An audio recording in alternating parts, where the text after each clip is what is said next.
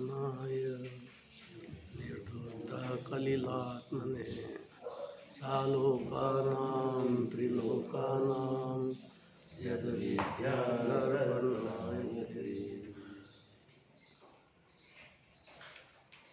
सुबह भक्तामृत जी का पाठ कर रहा था,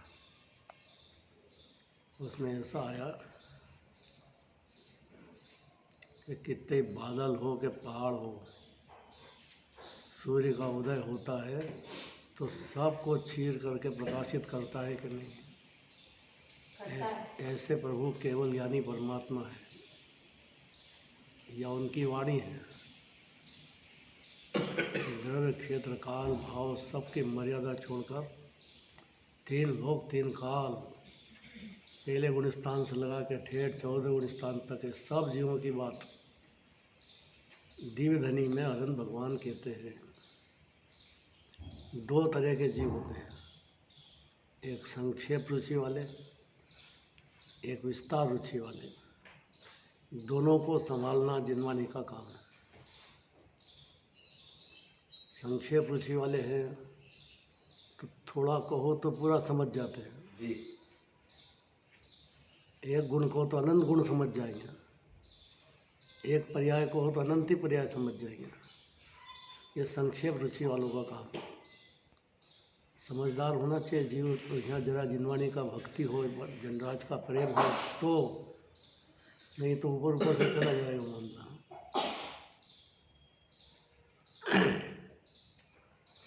विस्तार रुचि वाले होते हैं तो उनको फिर अलग अलग हिज्जा हिज्जा करके समझाना चाहते हैं। क्या समझाना है? देह में विराजमान आत्मा मुक्त विराजमान है, बंधा ही नहीं है, बंधने का भ्रम हो गया है मिथ्या दर्शन में। शरीर शरीर में रह गया, उसके परमाणु उसमें रह गए, जीव का बन गया। जीव तो जैसा सिद्धालय में वैसा आज भी वैसे ही विराजमान है। ऐसा दिव्य धनी में जिनराज कहते हैं। संक्षेप रुचि वाला इतने में समझ जाएगा, विस्तार रुचि वाले को विस्तार से बात करेंगे, 14 गुण स्थान की, मार्गना स्थान की। आज जो दो पूजा हुई है, पहली कौन सी हुई?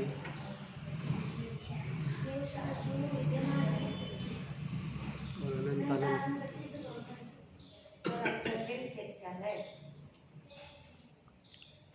इसका मतलब ये है कि तीन लोक में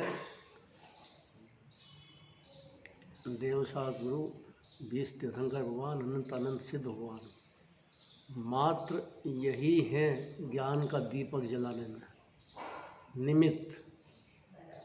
अज्ञान अंधकार तो अनादि से है जीव को। शरीर ही मैं हूँ, पुण्य में ये धर्म हो जाएगा, मैं करता धरता हूँ, मेरा जन्म हुआ है, मैं मर जाऊँगा, मेरी उम्र इतनी है।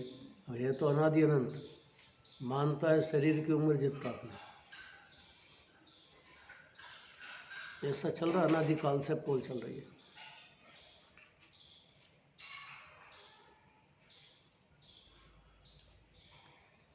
दूसरी जो पूजा हुई अकृत्रिम चैत्यालय की, उसमें बहुत गंभीर मामला है जी, बहुत ज़्यादा गंभीर है।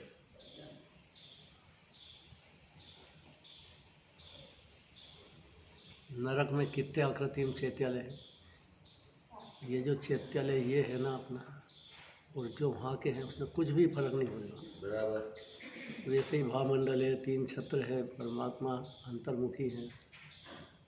ऐसा का ऐसे ही सारे जगत के जितने भी जिन मंदिर हैं दिगंबर, ऐसा ही रूप होएगा उसका। निर्भयता से दिगंबर जिन मंदिर में प्रवेश करो, वहाँ कोई धोखाबाजी नहीं चलेगी।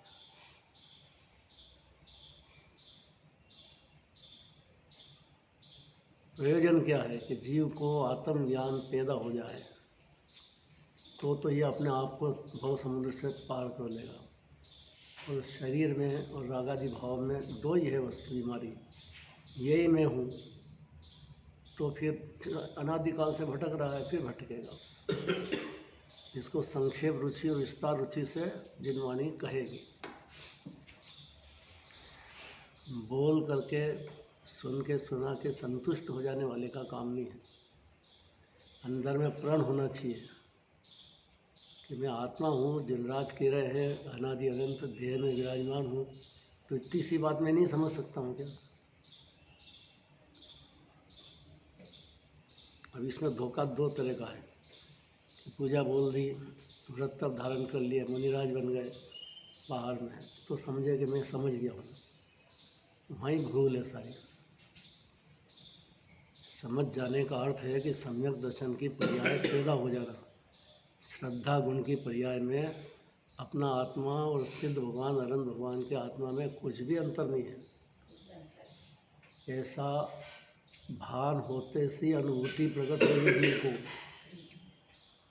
निज आत्मा की महिमा आ जाएगी। बस पुण्य की महिमा छोड़ दे बस, या पुण्य के फल में ललचाना, देखना दूसरे को बहुत सुखी है। सब दुखी जीव है पुण्य के उदय में, सुखी कौन होता है?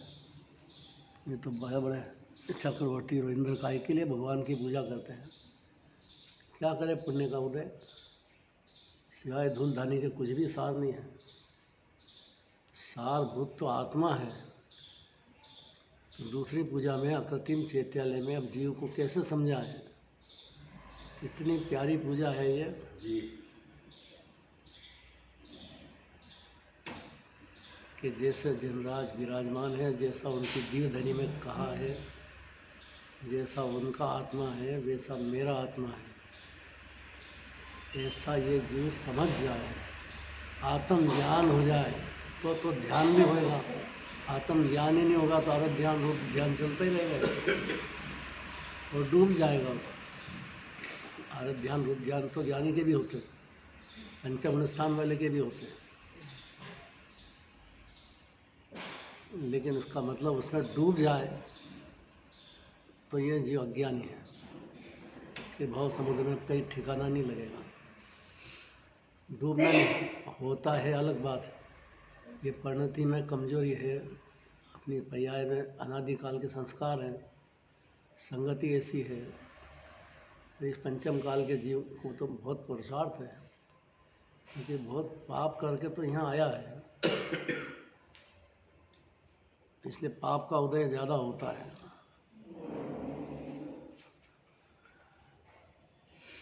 कितना याद रखना है, मैं अकृत्रिम हूँ। अकृत्रिम चैत्यालय है तो किसने बनाए? तो ये आत्मा को किसने बनाया है? किसी ने नहीं बनाया। अरे नहीं, माता पिता ने बनाया है। नहीं बनाया। अरे कैसी बात करते हैं मुझे? ये तो झगड़ा हो जाए घर में तो ऐसा बात से।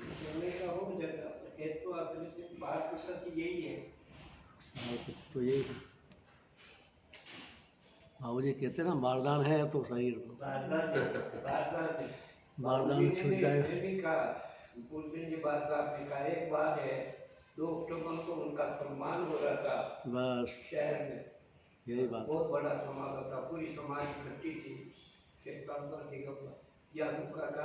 का आयोजन था और बात आपका सुभाष साहब का सम्मान होने के बाद अपने शब्दों में उन्होंने कहा, बेटा क्या सम्मान करते हो, ये तो वारदान है। हाँ। ऐसा थोड़ा मैंने परिवर्तन करा है। अरे बाबूजी अनंत पुरुषार्थ है, सत्य तो है पर वरदान समझने में अनंत पुरुषार्थ है। शक्कर का बोरा हो और बारदान में रखा हो तो बारदान ही बारदान दिखता है, अब उसमें शक्कर भरी है ये नहीं दिखता है। भाई इतने अज्ञानी अंधकार है, दिख रहा है कि भाई बारदान तो है तो ऊपर ऊपर है, शरीर ने रागादि सुन, आत्मा तो भिन्न है। ऐसा दिव्यधनी में जिनराज कह रहे हैं, ये दिखा कि ज्ञानी हुआ, बस इतनी देर है, संसार खत्म जीव का, काय का जन्म मरण है, काय का संसार, आनंद ही आनंद भोगने का रास्ता खुल जाएगा। बहुत सरल में सरल बात है। अब प्रश्न हमेशा का रहेगा, आपस में भी चर्चा करो, बार बार करो, आत्मा कैसा है, ये ज़रूरी बात है। क्योंकि मंदिर में आने के बाद भी अगर आत्मा की गूंज अंदर नहीं चलती हो यहाँ सुना के जाओ घर जाओ तो उससे क्या होगा। बात करो, साधर्मी से करो, घर वाले से करो, बच्चे से करो, घर वाले से करो, बात तो करो कि आज मंदिर गए थे वहाँ तो आत्मा की ऐसी बातें निकली, कैसा है आत्मा बताना आप सबको। शुरू करो, कोई को छोड़ने वाले तो है नहीं। मैं अकृत्रिम हूँ। हाँ, मैं त्रिकाल शुद्ध एक चैतन्य घनपिंड आत्मा हूँ। बहुत बढ़िया। सब अंदर उतारते जाना, एक एक बोल रहे हैं वो बहुत बड़ी बात। कंद हूँ। आनंद का कंद हूँ, बहुत बढ़िया बात है। तो आनंद का कंद हो है ना, शकर कंद होता है जैसे, तो बाहर तो अनंत जीवों का पिंड है, रतालू जिसको बोलते हैं, लेकिन वो शकर कंद इसलिए कि उसमें मिठास लगती है, मिठास तो है नहीं पर लगती है। ऐसा अज्ञानी को लगता बारदान में, शरीर में, खाने पीने में, है तो है ही नहीं कुछ, लगता है। आत्मा सुनते से ही तो थोड़ा सा भी बुद्धि लगाएगा, थोड़ा सा भी विनयवंत होगा, अति विनयवंत का काम है, तो उसको अंदर से आवाज़ आएगी, जैसे अभी आई ना आवाज़, क्या आवाज़ आई? आनंद का कंद हूँ। आनंद का कंद हूँ। बहुत बढ़िया बात। अब आनंद का कंद जो समझ जाए, सुन ले, समझ जाए, अब उसको आनंद के लिए, सुख के लिए कहाँ ढूंढना है, अब काय में ढूंढे कि पंच परमेष्टि में, कि पंच परमेष्टि में ढूंढे। तो पंच परमेष्टि का तो इतना ही कहना था कि आनंद का कंद तो आत्मा है जी। ये जीव खुद ही है, उतना ही है जितना भगवान है। शक्ति रूप से तो उतना ही है, मंजूर करने के बाद धीरे धीरे फिर पर्याय में बढ़ता जाएगा। मंजूर ही नहीं करे अपने को आनंद का कंद तो कैसे होएगा। दूसरी बात,